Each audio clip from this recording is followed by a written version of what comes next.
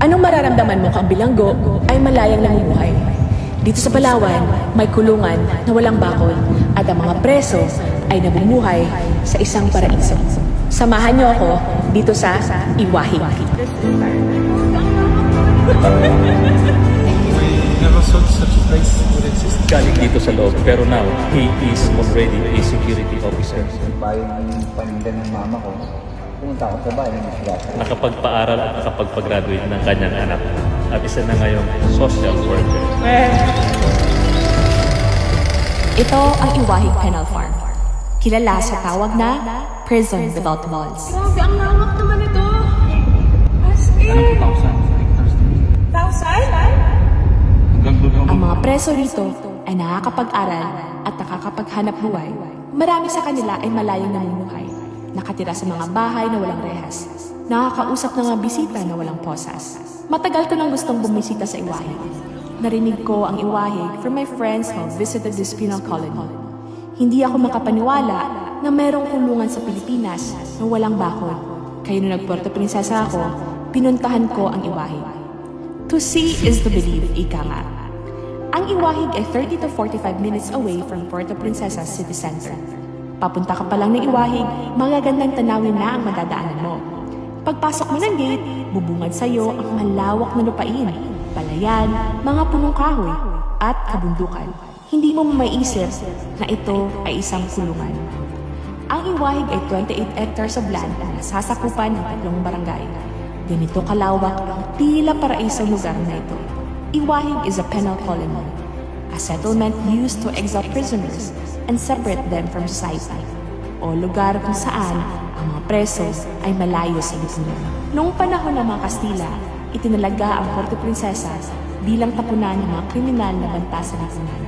Dahil malayo ang Puerto Princesa at malala ang kaso ng malaria dito, para na rin hinatulan ng death sentence ang mga presong dinadala dito. Pero nagbago ito nung itinayo ang Iwahig Penal Farm in 1904. At a time when Philippines was under American government, dito dinadala noon ang mga preso na hindi na magkasya sa Bilibid Prison. Noong bumisita ko sa Iwahig, may 3,000 inmates ang penal farm at hindi na lang galing Metro Manila ang nandito. Meron ding mga inmates na galing sa iba't ibang lugar sa Pilipinas. Taga Manila, Malabon, Palawan, Malabon. Magkapit-bahay kayo? Yes, kayo? Barkada kayo, kaya dito, no? May 3 klaseng inmates sa Iwahig. Ang mga naka-orange shirts, sila ang mga bagong dating. Sila ay nakakulong sa rehas. Ang mga naka-blue shirts, mga working class, mga inmates na binabantayan ng Iwahig officers. At ang mga mapagkakatiwalaan na inmates, ang mga naka-brown shirts, sila ay malayang naglalakad at namumuhay.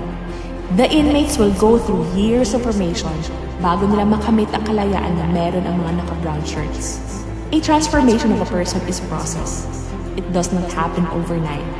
Someone needs a strong support system that will help him to change. Ito ang masasaksihan mo sa Iwahig. I had a chance to meet Sir Levi Evangelista, the Chief PIO of Iwahig. Talaga, yung itsura nung araw, yan pa rin, no? At nirenovate po siya ng National Historical Commission of the Philippines, NHCP. So, nakabook po yan. Ngayon po, yung programa ng Director General is i-distribute naman yung mga preso sa Muntinlupa sa mga prison and penal farm na magamit po sa pagsasaka. Sinamahan niya ako sa paglilibot ko sa Iwahig. Dito ko mas naintindihan kung paano naging posible na magkaroon ng kulungan na walang bakod. Noong araw nga po, sinasabi na dito dinadala yung mga worst prisoners. Dahil sabi nga nila, island po ito ay hindi makakatakas yung preso dito. Wait, so parang Alcatraz yun? Pero sa ngayon, hindi na po, nagbago na po. No? Ang pinapadala po dito ay may mga light offense. Ano po? Hindi na yung mga worst prisoners.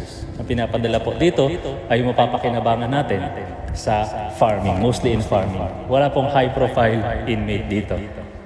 May eskwelahan, training centers, farmland, hospitals, and simbahan sa loob ng penal farm. Makikita niyo po dito sa loob ng bilangguan ay may simbahan. Ano po? The IPPF administration supports kung ano man po yung kanilang religious denominations. Sapagkat through their faith, ito po yung nakikita natin na malaking bagay na nakakapagpabago kung ano man yung ugali or masamang ugali ng isang tao. Ang iwahig ay hindi nakafocus sa pagpaparusa sa mga nakakulong, but on the transformation of the inmates. The goal of the formation is to prepare the inmates for the life they will have when they leave the penal farm. Sa iwahig, nakakapag-aral ang mga walang pinag-aralan para sa paglaya nila ay marunong na silang magbasa at magsulat. The inmates also go through vocational training at higit sa lahat, nakakapaghanap buhay ang mga inmates, either sa pagsasaka o paggawa ng handicrafts. Are they earning po? Opo, at malaking bagay sa kanila sapagkat some of them ay kahit na nakakulong ay nakakasuporta pa rin sa kanilang pamilya at nakakapagpaaral pa rin sila. Talaga, sir? Pwede sa mga padala ng pera? Meron nga po ditong bilanggo na nakapagpaaral at nakapagpag-graduate ng kanyang anak. At isa na ngayong social worker. Yeah, that is true. Nagpaaral ng college because of Elementary, high school, and college. because of the livelihood program dito? Yes. Natutustusan nila ang mga pangangailangan ng kanilang pamilya kahit nakakulong pa sila. Kung pupunta ka ng iwahig, mamamangha ka sa ganda ng mga arts and crafts na binibenta sa souvenir shops. Meron din mga dancing inmates dito, nag-i-entertain sa mga turista na bumibisita sa iwahig. Sa paglilibot namin sa iwahig, napuntahan namin ang balsahan. Welcome po dito sa aming Balsahan Pool. Dito pa rin po parte ng iwahig po, na kung saan yung ating mga kababayan sa lungsod ng Puerto Princesa ay kapag nagsawa na sa tubig alat, dito naman po sa tubig tabang. A natural pool na isa sa mga watersheds ng Puerto Princesa. This area is maintained by the inmates. This is paradise. Tapos, pwede ka magpaihaw dito sa pagpupunta ka naman sa dagdag na din tulong sa mga inmates. Paalala lang na bawal ang alcoholic drinks dito kasi nasa loob pa na nito ng penal colony. Bukas ang iwahig para sa mga turista. Mapupuntahan ang mga historical sites at ang souvenir shop when you book an iwahig tour. Masasaksihan mo kung paano namumuhay ang mga inmates dito. It's really extraordinary because we never thought such a place would exist. Sa suporta ng maraming tao tulad ni Sir Levi at mga officer ng Bureau of Corrections ng iwahig, ang mga restaurant owners sa Puerto Princesa na bumibili ng mga handicrafts mula sa kanila at ang mga turista na bumibisita rito ay tuloy-tuloy ang pagbabago ng mga inmates sa iwahig. Nagbago na yung kanilang buhay. Actually, yung iba po ay nagiging pastor na sa ngayon. Actually po, meron din po dito yung isang sikat na mall sa Puerto Princesa. Galing dito sa loob, pero now, he is already a security officer ng isang sikat na mall. PDL. Ito ang laging binabanggit ni Sir Levi whenever he refers to the inmates in iwahig. Hindi kriminal, hindi preso, kundi PDL, or persons deprived of liberty. They may have lost their liberty as a consequence of the crimes they have committed, but they did not lose their dignity as a human being. Bawat PDL ay may kwento kung bakit sila nakulong, at bawat isa sa kanila ay umaasa na hindi rito magtatapos ang kwento nila. Sa family ko lang po kaya ako nakaligati. Yung pinisisipa yung paninda ng mama ko, pumunta ako sa bahay ng masigata. Kaya dito kasi pinagtanggol nila yung pamilya mo.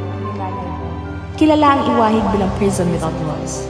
Sa lahat ng nalaman at nasaksihan ko sa iwahig, para sa akin, ang iwahig ay isang kulungan na puno ng pag-asa. Pag-asa na mga PDL ay babalik sa malayang lipunan. Pag-asa na meron pa silang buhay na babalikan. Pag-asa na magbabago ang buhay nila paglabas ng iwahig. At pag-asa na makamit natin ang lipunan na walang takot at pangamba dahil nagbabagong buhay ang mga taong nagkasala. Sa makakapanood po nito, please come and visit the Iwahig Prison and Penal Farm and experience how we reform our persons deprived of liberty. And not only that, para makita nyo rin po yung mga ilang tourist spot dito, like the Balsahan, especially yung mga handmade products ng ating mga persons deprived of liberty. With that po, ay maraming salamat po sa inyo. Dalawang bagay yung na-realize ko. First, ang mga nagsasala ay dapat lang naman ang parusahan ang kamalian nila. Second, kahit anong klaseng tao pa, pagbigyan mo siya ng chance na magbagong buhay, kaya na magbagong buhay. But, we have to be in the right environment, and they have to be with the right people who support them and believe that they can change. Visit Iwahig Penal Farm and see for yourself how possible it is to have a prison without walls. Tara na sa Puerto Princesa! Bye!